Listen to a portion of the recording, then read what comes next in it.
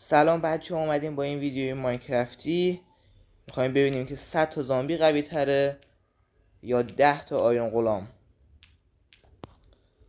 زامبی وارد شدن.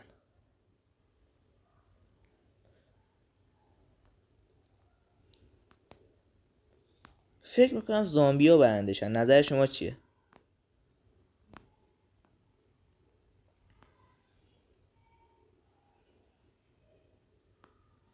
فعلا که زامبی ها دارن آیرون غلام ها رو نابود میکنن، مخصوصا اون یکی. خب تقریبا همه زامبی ها اومدن.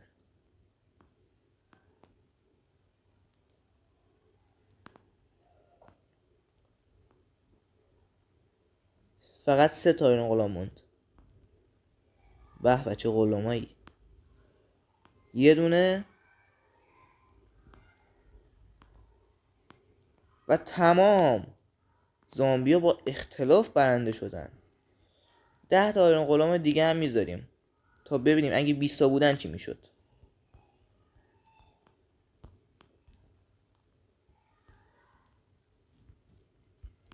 بله 10 تا آیرون غلام دیگه هم گذاشتیم.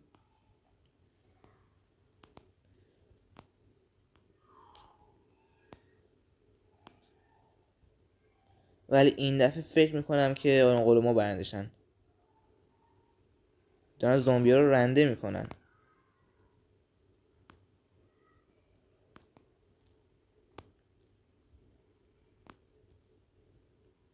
زامبیا نابود شدن.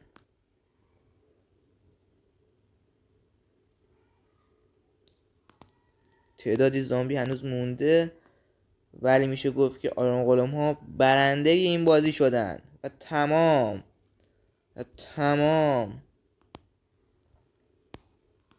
تا ویدیوهای ماینکرافتی دیگه، بدرود.